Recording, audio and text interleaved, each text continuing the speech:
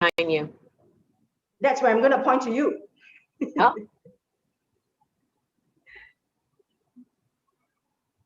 All right, going on air. One take. All right, once I say, okay.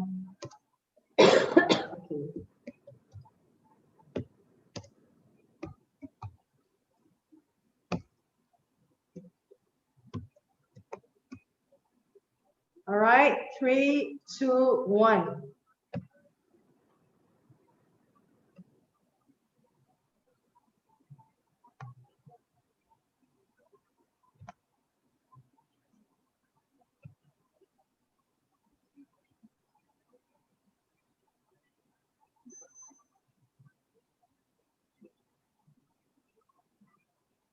Hi, everyone.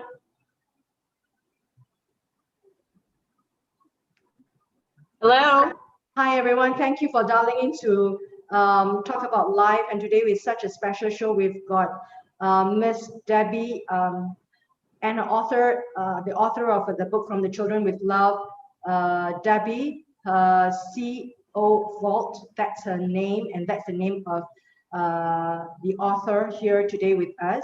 And today we've got this show that is dedicated to all the people from all around the world that is going through the prolonged pandemic. And you know what? This prolonged pandemic, something good has come out as we talk throughout the week in this show, is that, you know, Debbie and I, we've connected from USA, Indiana, and here in Singapore. And she has shared with me so many of her stories of her life in the show.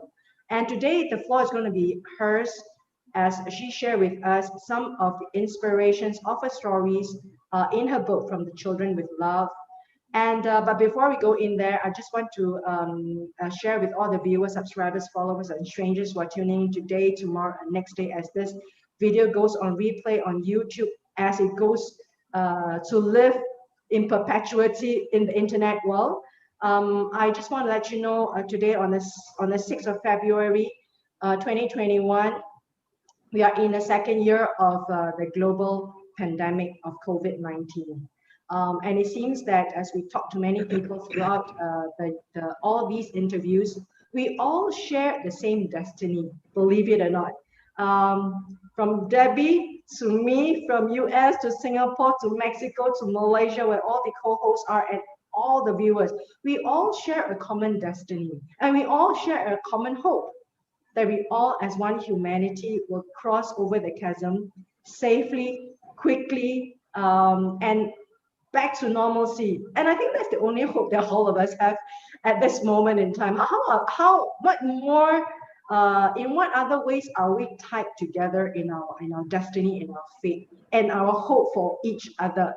So February, this live cast on YouTube, tinyurl.com/talk about life is dedicated to the people of you, the mothers, the fathers, the teachers, the social workers, the frontline workers, the essential workers, the healthcare providers, everyone, the uncles and the aunties, the grandmas, the granddads, the sisters, the brothers, your client, your customers, your employers, your co-workers, is all dedicated to the people. And if people want to find if there's anything political in the show, I think you're going to be disappointed, because we are definitely above that. We are about the spirit, about the human soul, about faith, and about life.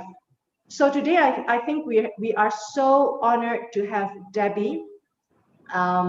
And she's going to tell us a little bit about what she does as an author, where she gets her inspiration of her stories, the characters, and what the characters go through. And as an author, like a poet, they get inspiration from somewhere. They draw it in their soul that they want to tell the story to the world. So I would like to give the floor to Debbie right now, that she can share with us what she does, her stories, her books, and then we will hear some of the readings from her book. Debbie, hi, how are you? Thank you for coming on to the show.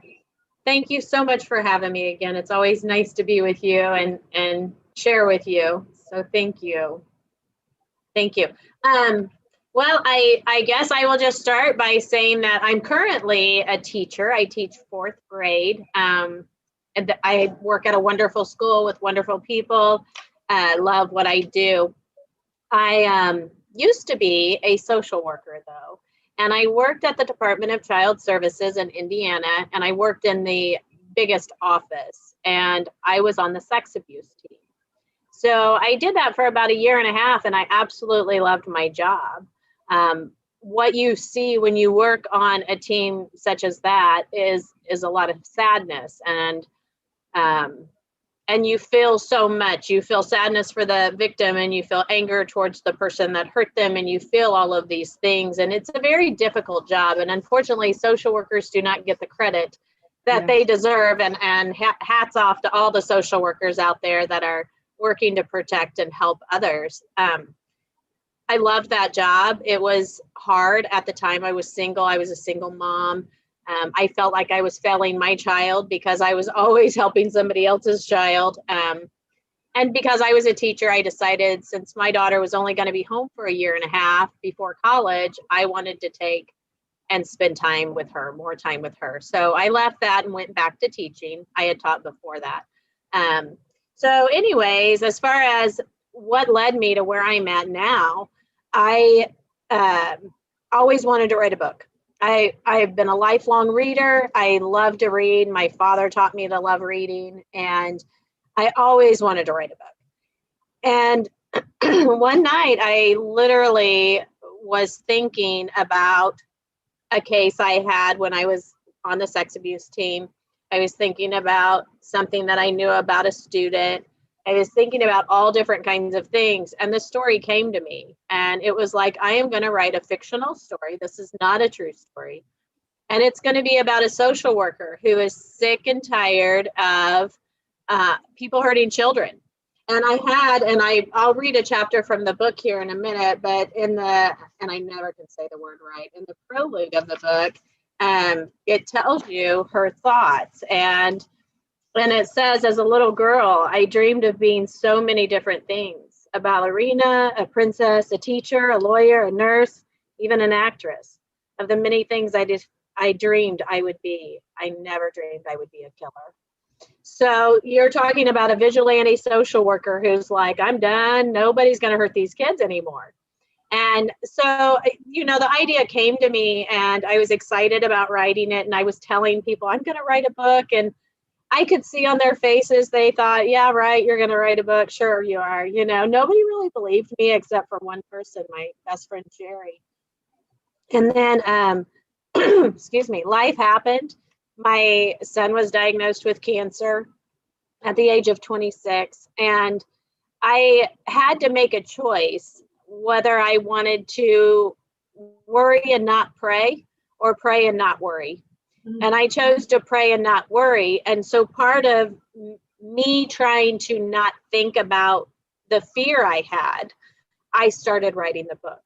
And so that was when the book really took off, was during the time he was going through all those treatments, and I needed something to keep my mind off of it. So it began very selfishly, honestly. And then once the book came out, I self-published it, and the book came out, people started coming to me and telling me their stories. And they would come to me and say, I could so relate to this book, or, this happened to me. And I realized that this is so much more than just me living a dream. This is about awareness. And I think back to years ago, we never talked about drugs in front of our children, ever. And then it became so bad that everybody was like, we need to talk about drugs. And now we do Just Say No to Drugs. And we have weeks about it at school where we talk to the children, little children, about not doing drugs.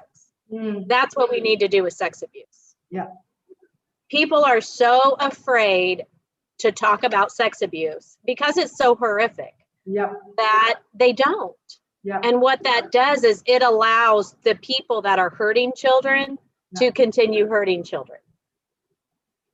We need to start talking about it. And what I found with my books is people get so involved And I have 2 of them published. I have one coming out in March, and I'm working on a 4th one. And the people like that are reading along with me as I write are like, oh my gosh, my old friends are back. I mean, you fall in love with Delaney, the main character, the social worker. You want to know what happened to the kids. You become very involved. And it is fiction, but it's getting people to talk about sex abuse, which is what we really and truly need to do. Okay, before you go on, can I steer you a little bit to when you have a case, or you as a social worker, when you receive a case, right? And then you wanna like you receive a case, and then what happens? What goes on, that kind of standard procedure for you to so-called get the child talking, and then what happens after that? Does the child go into protection, or the doctor, or counseling? What happens? It's something that I don't Right. know. Could you kind of enlighten to Sure. the And viewers? it's funny because in the books I kind of go through it and I base it off of what I do know, because we dealt with sex abuse. It was a little different than if you were dealing with physical abuse or domestic violence or any of the other things that the Department of Child Services deals with. So we would get assessments, and depending on the severity of it, of what the assessment was, if it was, somebody's naked picture that they sent to their boyfriend is now all over the school, that was a 24 hours. That meant we had 24 hours to talk to the child and find out what's going on. If it was something like in Sadie's story, the book, it was a 1 hour. And what that meant is that the child could be in immediate danger. We had 1 hour to get to the child. And we would talk to the child about basic safety. So we would just, develop a relationship, talk to them, make it very easy. We would ask them about, do you have food in your house? Do you ever see bugs in your house? Do you ever hear mommy or daddy fighting with each other? Those basic. And then we would ask them if they know what the parts of their body are called, the parts that are under a swimsuit. Those private parts of your body. And then we would write down, we would take notes and record the thing. And then we would ask them, has anybody ever touched that, whatever they call it? We would call it whatever they call it. And for the record, let me put it out there, please teach your children the real names of their body parts. They're not bad words. And calling it anything other than what it is not helping your child. So but we would call it, if they said, it's their TT, we would call it a TT, whatever. Has anybody ever touched you? If they said yes, at that point, we would just kind of go on with a few basic questions and schedule a forensic interview. And we would take the child with us. So the child would leave with us. So if we went to school to talk to the child, that child came back to the office with us. And we would schedule a forensic interview. The forensic interview, the people that do that, they are specifically trained in talking to children to ask them questions and get information without leading them. Their interviews are recorded and they can be used for the investigation with the detectives, and they can be used in court so that the child doesn't have to constantly relive what they've been through. So that's how it works. Depending on the situation, I mean, they're all different. I've had parents, when I tell them their child's been sexually abused, they look at me and tell me I'm crazy, and that didn't happen. And when that parents or whoever has custody of the child when they don't believe the child, and we know we do believe the child, then we have to remove the child from them, because they're going to convince the child that they need to say they lied. And if they do that, then everything goes away and we can't protect the child. So it's all about protecting the child. We don't want to remove, and I think people think with the Department of Child Services, especially, that we're after their kids and we want to take their kids. We don't want to take anybody's kids. There aren't enough foster homes. And, it is scary and it is sad that we have no place to put kids. And I've spent evenings sleeping in the cubicle at the office with kids on cots because there's no place to put them. there's nobody to get to watch them. So, but it just depends on how the parents and the family react. When they believe them, then we start working on services. We have 48 hours to go to court. The court will decide from that point. Being in sex abuse, we worked really close with the detectives. So then they would start investigating from their end. So that's basically how it worked. Can I ask you, what would be a typical triggering point before the whole intervention process starts? What would you usually get? Like, how is it being reported? How does anyone know? Is it through a text message? Someone is a whistleblower or something? What is that triggering event? Most of the time, it's the breaking point of the child when they finally decide to tell. When they finally tell someone. And, and it can be, they tell their, this 6-year-old tells another 6-year-old, and that 6-year-old goes home and tells mommy. And then mommy calls DCS and says, hey, I think this is going on. It could be another parent. It could be evidence. It could be, there's just so many things. It could be a neighbor. We used to have, do what? I'm sorry. It could be a neighbor. It could be anything. And, we have programs at school called body safety. And it's funny, well, it's nothing's funny about it, but they used to call it good touch, bad touch. And then they realized that that's a bad name because some touches that are bad can feel good to a child. Yeah. And I recently watched a podcast and the person that was being interviewed had been sexually abused by her father for her entire childhood. He called it her TT, and not a vagina. It was called a TT. And that's how she was trained. So when she would talk about her TT hurting or whatever, nobody knew what she was talking about except for her dad. And then she said it felt good. And, our bodies are made how they are made. And so she would ask, Daddy, are you going to touch my TT today? Are you going to do this today? And he would be sad when he would say no, because she was a child. She's not able to understand that. And then when she finally got to the point of, oh my gosh, this is bad, then she had all that guilt that it was her fault because she wanted it, because it felt good, because of this, because of that. Because she was groomed. She was groomed. And that's that's the perfect word, because that's what they do. And when you have a parent say to a child, when they're really little, and say, don't let anybody touch your private parts. Don't ever let anybody touch you.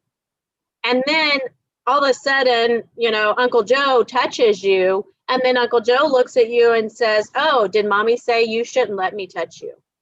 So now you're wrong because you let me do that.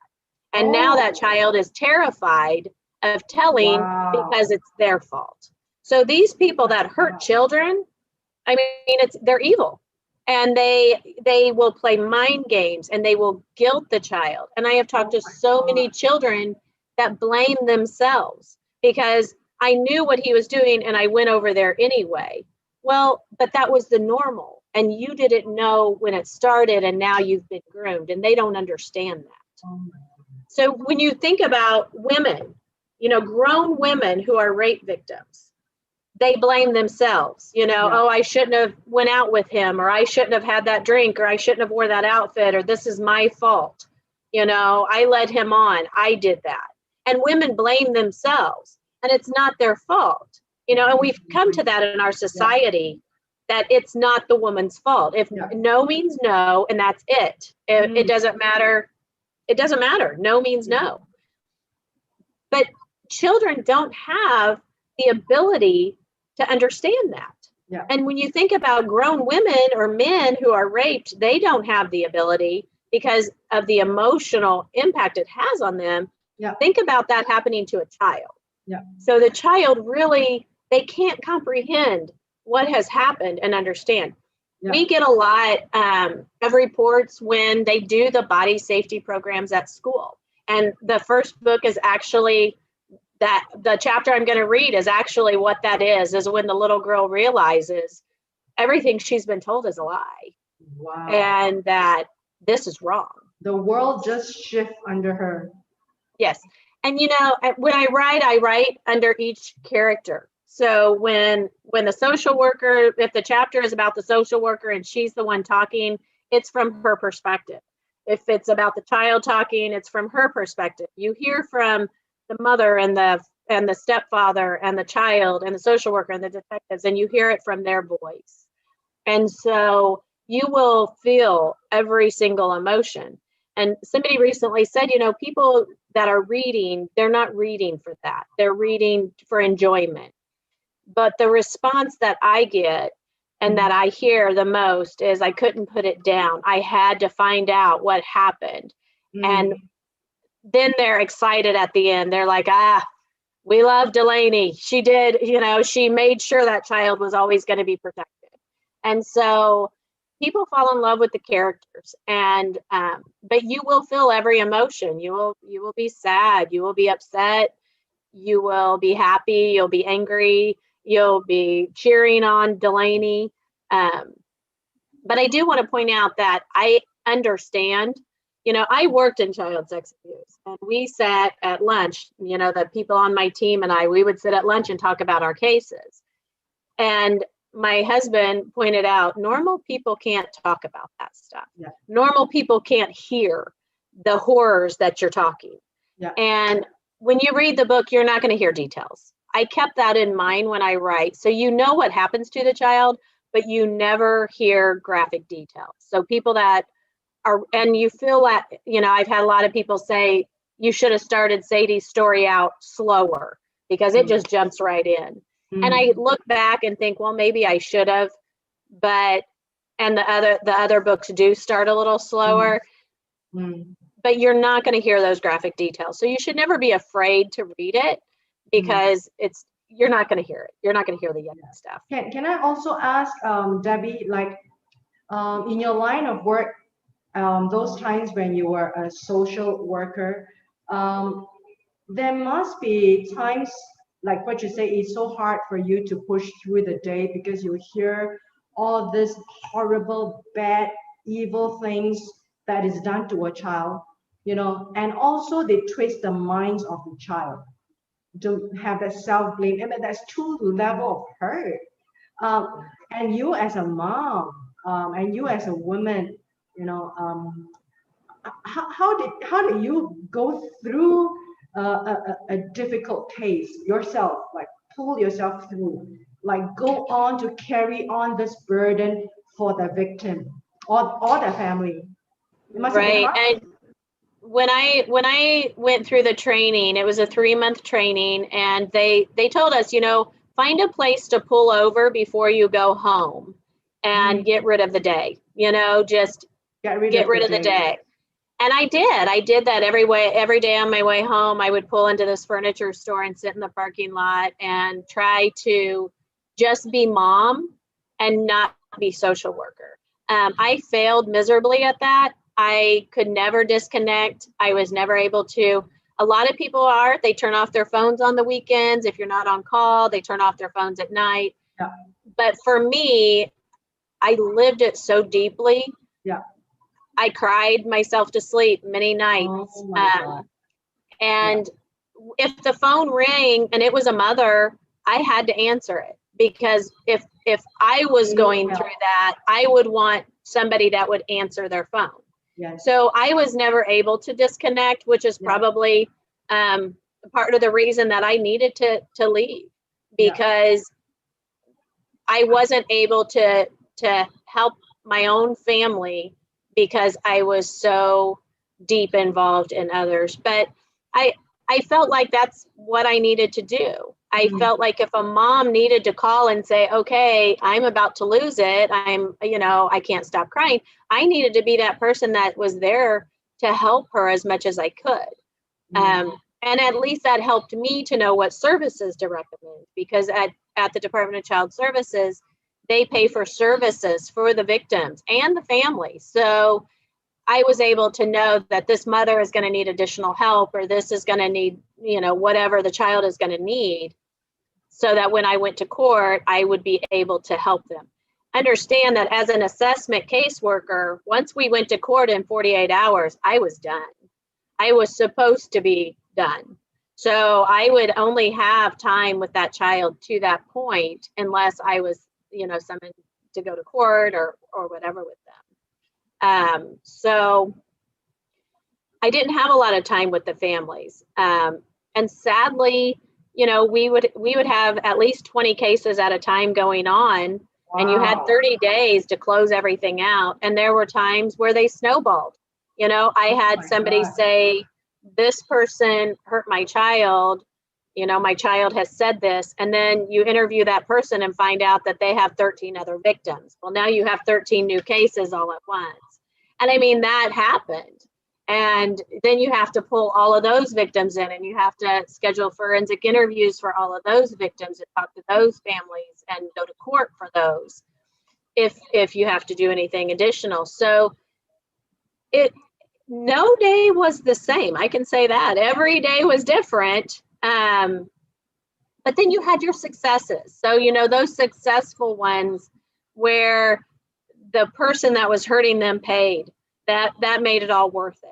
Or when you were able to protect that child that nobody else was protecting, that made it worth it. So, there were those successes that made you go home and say, okay, I did a good job today and I helped that child.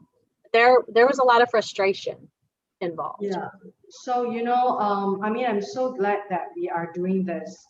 I'm so glad because this is such a deep, important topic that, like what you say, people don't want to talk about it, especially in communities, in societies where people are reserved. They don't want to even face it themselves, let alone like even revisiting that memory or like hearing it from another person. They kind of like just sweep it under the carpet, which is really very prevalent in a very I should say in a reserve in cultures whereby people are more reserved. Right. And of course, this is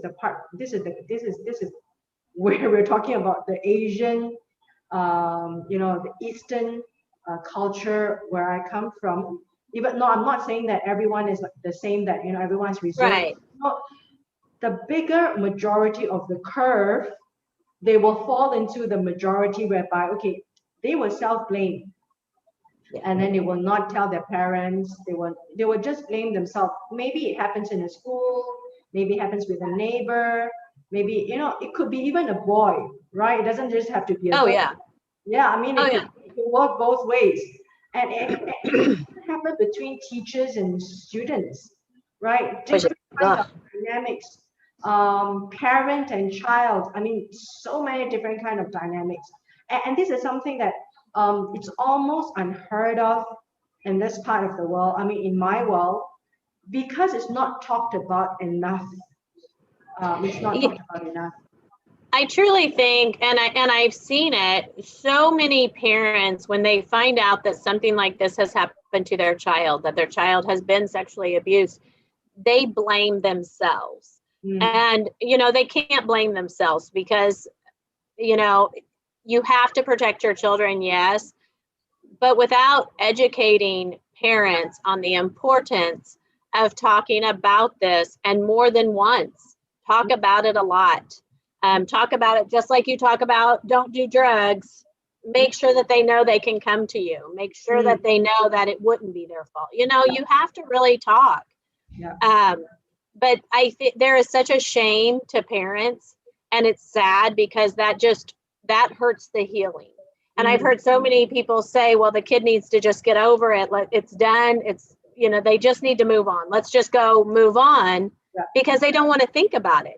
Yeah. But you can't expect somebody to just get over it. You're not going to get over it. You're going to be, 60 years old, and you're still going to have that hurt inside of you. That abuse happened to you. And it's already part of the imprinted in the brain, memory, DNA.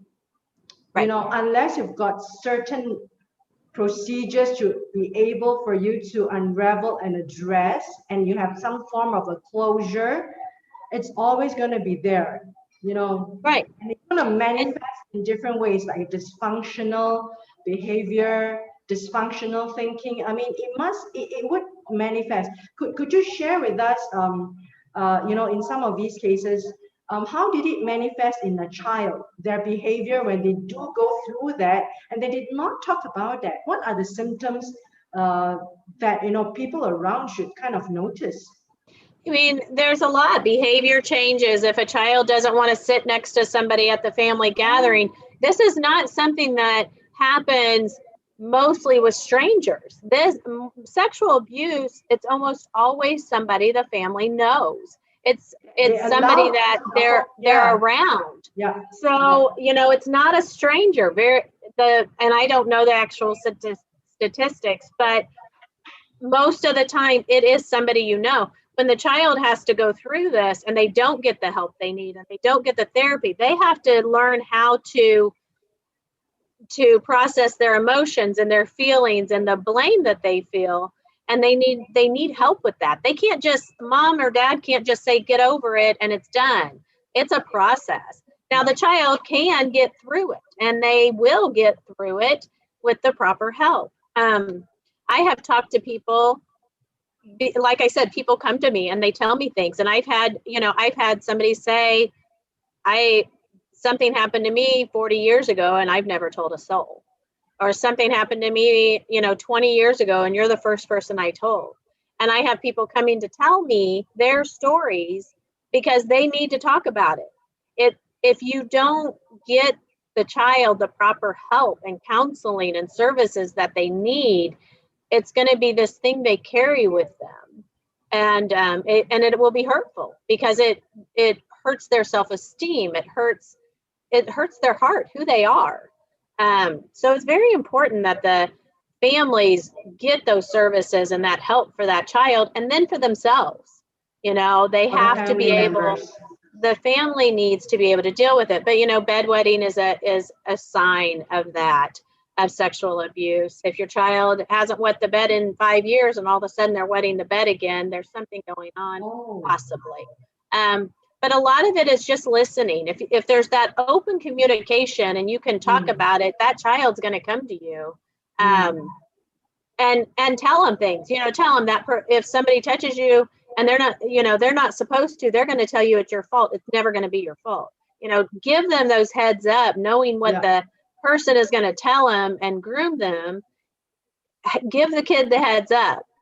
Kind of like, I remember, as silly as it sounds, saying, you know what, if something ever happened to you and somebody said I wasn't looking for you, you're wrong. Because if you were missing, I would look for you till the day I died. There's nothing that would stop me. If they say they're going to hurt me, that's not going to happen. They're doing that to scare you. I mean, I told my kids those things because Can I ask, like in the US or where you are in Indiana, the structure of this kind of education, either in a home or in a school setting, how is it being done to create this kind of awareness to a child? Does it happen in a school that you have such education, or is it something that I don't know, a program on the television or something? I mean, how does this kind of awareness is created? It doesn't happen here. Not. That's the problem. It's not. We do have a program at school, that the body safety program, but you have to understand that parents can opt out. We have to tell them that we're going to be talking about abuse. They can opt out and have their kid not be in the program. To me, that's a red flag. If you don't want your kid to hear it, there might be a reason you don't want your kid to hear it.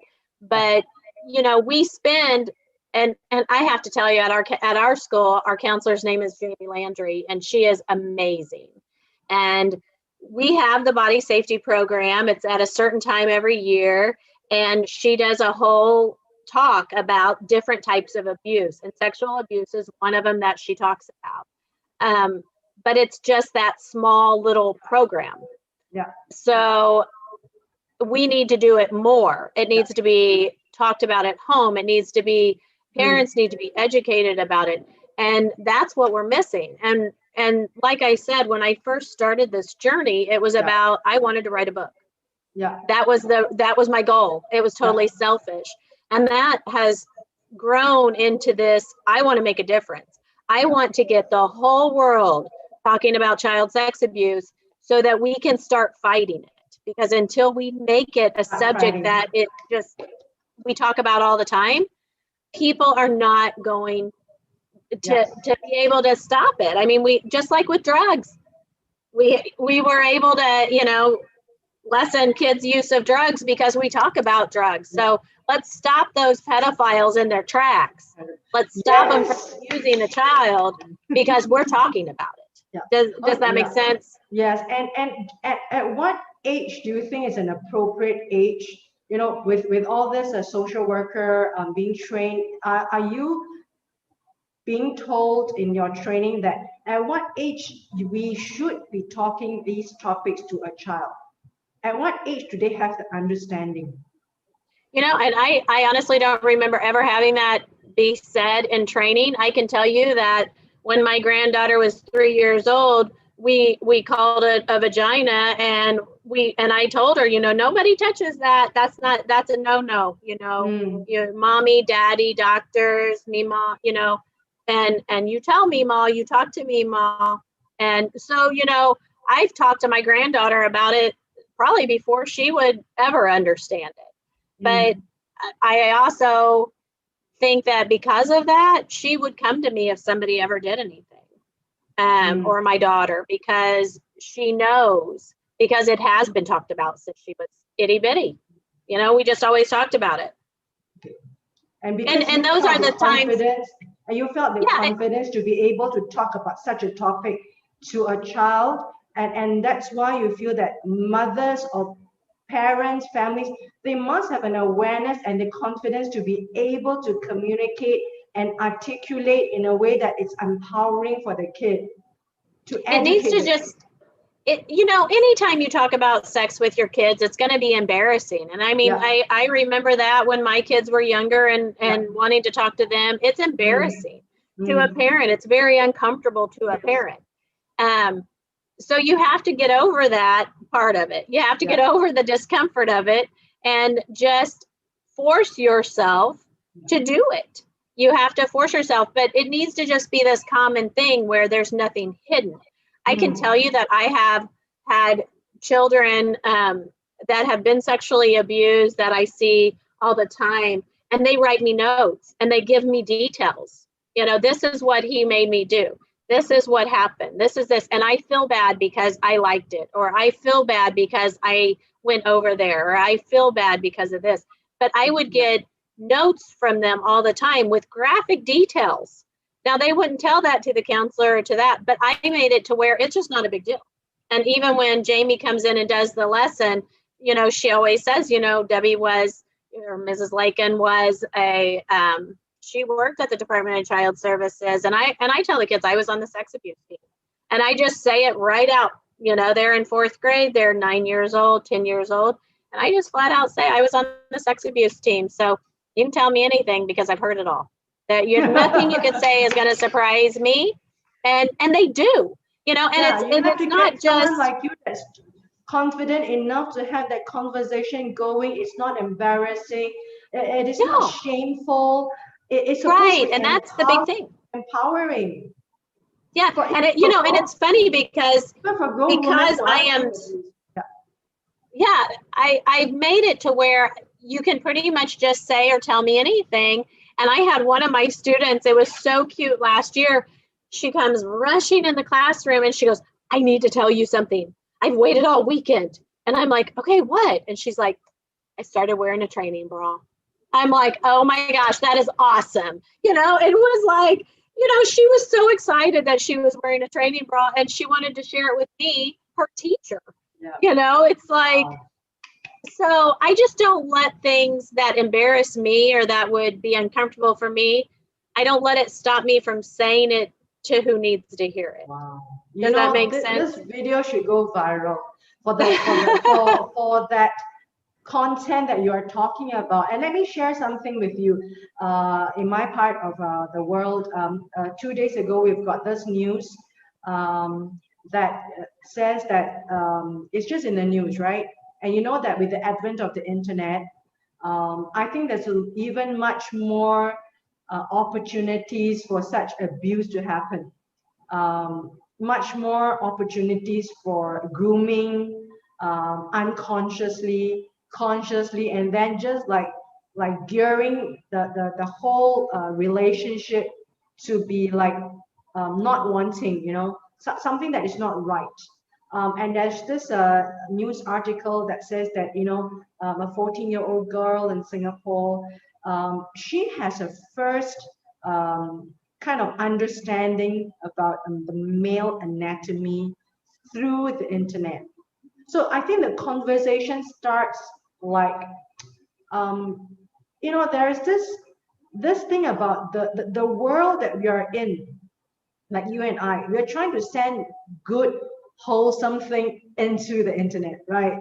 Yes. We are trying very hard, but the tide isn't favorable for people like us, because we are like the one in the big world wide web.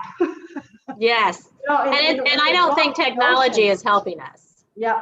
So it's like, so the news like that comes out, that it's just a symptomatic that a girl that is in the teens, or even a child that is maybe like 8 years old, like, we don't know what they're doing on the phone or what is being pushed to them. Right. And you know that, like what you say, the pedophiles, etc. You don't know what kind of technology that they're using that is in the hands of the experts, who find ways to actually reach to a girl, reach to a boy, even reach to women or something. Just reach to them, because technology can be so powerful. And this news just came. I think the conversation should start like, okay, the parents should start kind of like having an interest of what the child is doing online. Because, because it starts really in the past, like what you say, it could be someone that you know, but now the world is just everywhere. It could be someone that you never know, and it slowly comes close to you. That they gain your trust. They become your friend. Then they start coming into your world and your environment, and that kind of put your guard down, and then you don't tell anyone because you're so into that chat. So Debbie, these kind of things, I think we are in a very in a world that we are fighting against. I mean, you as a teacher, myself, I was a teacher before.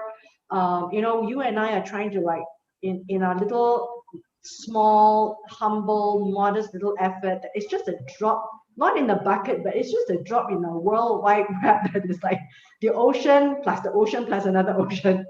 Right. So tell us, like, how does this evolve now? How do you see education should be? It's going to make your job or social worker even harder. Right. And I will say, I say technology is not helping us. And when it is in different ways. I mean, obviously you're in Singapore and I'm in Indianapolis, Indiana. So, it's neat that we can connect and everything. But for our children are so into technology. And those perpetrators, those bad people, the pedophiles, they're reaching those kids. The kids aren't discerning enough. Yeah. So, I mean, they are getting into those gaming chat rooms, and they are meeting those children. They're pretending that they're children. We are not part of. That we have no ability to go in there. Yeah. We don't know how to go in there. Yeah. Exactly. So, and the kids are smarter than we are when it comes to technology. So that makes it even harder. But it's important that parents know what their children are doing online, and that they're watching, and that they're warning their kids. And we do talk about that at school. We talk about the dangers of technology. And, there's different things that came through. There was something, I can't remember what it was called. And one of my friend's daughter's little girl got this message that said, you need to kill your family tonight. And it was like, if you don't kill your family tonight, so-and-so is going to come after you. And it was like this, and it was from some app that she had that, that sent this message out. I mean, it was crazy. And that went through our school.